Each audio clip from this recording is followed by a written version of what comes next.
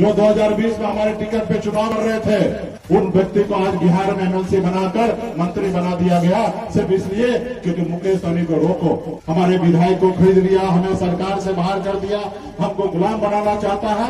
वो बड़ी शक्ति पार्टी में जो कल तक पार्टी का झंडा उठाते थे, हमारे बैग उठा के चलते थे, आज हमको कमजोर करने के लिए उनको भारत सरकार में मंत्री बना के बैठा है। तो देश का प्रधानमंत्री हो, देश का गृह मंत्री हो, ऐसे ऐसे लोग हमसे लड़ाई लड़ रहे हैं। तो हमको कमजोर करने के लिए बहुत सारी ताकत लगा है।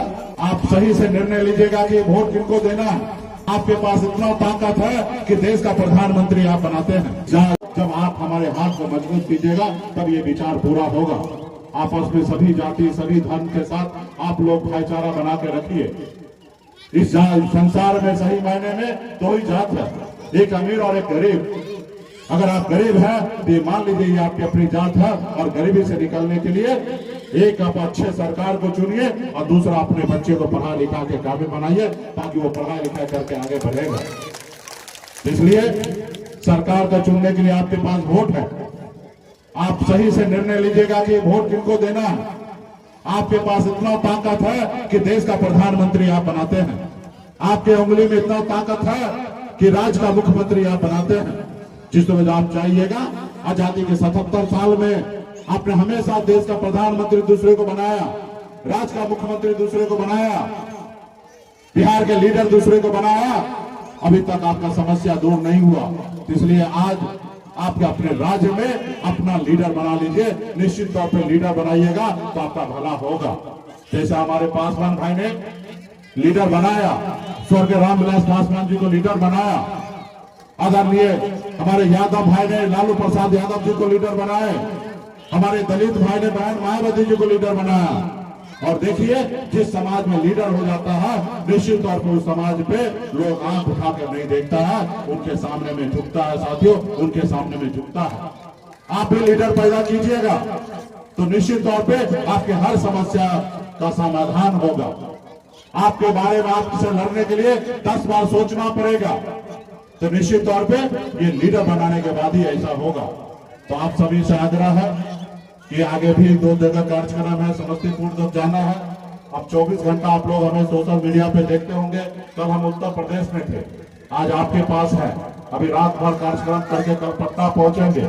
इसी तरीके से पूरे यूपी, बिहार, झारखंड 3 राज्य में अपने लोगों के लिए लड़ाई लड़ रहे हैं साथियों।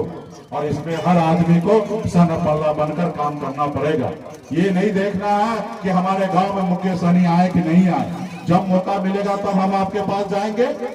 लेकिन हर गांव में, हर टोला में, हर प्रखंड में अपने आप को मानिए कि मैं सन पल्ला हूँ और हमारे कर्तव्य क्या है, हमारा विचार क्या है, गरीब को सम्मान देना। तो इसके लिए हम लोग लड़ाई लड़ने के लिए मैदान में उतरे हैं। आप जब तक हमें ताकत दीजिएगा, जितना हमें ताकत दीजिएगा, निश्चित तौर पे उतना ही लाभ आपको मिलेगा, आपके आने वाला पीढ़ी को लाभ मिलेगा। तो तमाम यहाँ पे पार्टी के सभी नेतागण, युवा साथी, माता बहन, सभी को महाशिवरात्रि का हार्दिक शुभकामना देता हूँ। और पार्टी के साथ, समाज के साथ, सभी के साथ घुल मिल कर रहिए। हमें किसी का हक नहीं चाहिए। हमारी लड़ाई है सिर्फ हमारा अपना हक हमको मिल जाए। जैसे दिल्ली में आरक्षण है, वैसे हमको बिहार में आरक्षण मिल जाए। जैसे बंगाल में आरक्षण है, उसी तर्ज पे हमें बिहार में आरक्षण मिल जाए। यही मेरा मांग है साथियों। इसी के लिए लड़ाई लड़ रहे हैं। हमको किसी का खाना नहीं खाना है, किसी के साथ लड़ाई नहीं लड़ना है। हमारा हमेशा वही सोच होना चाहिए। अगर आपके गांव में कोई जरूरतमंद हो, प्यासा हो, तो उसको पानी पिलाने का काम आप कीजिए। अगर कोई भूखा है तो उनको खाना खिलाने का काम कीजिए।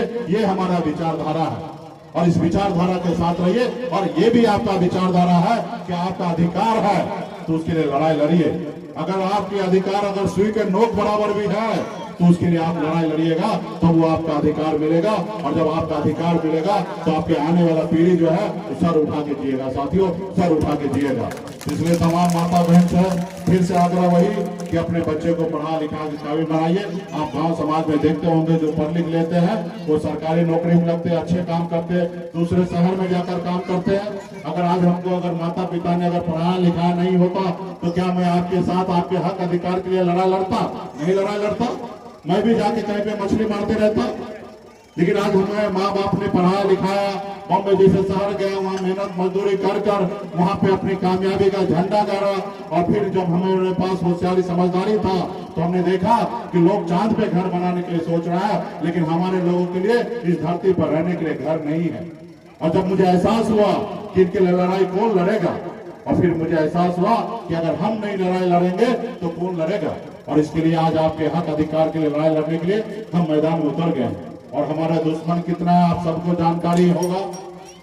हमारे विधायक को खरीद लिया, हमें सरकार से बाहर कर दिया, हमको गुलाम बनाना चाहता है।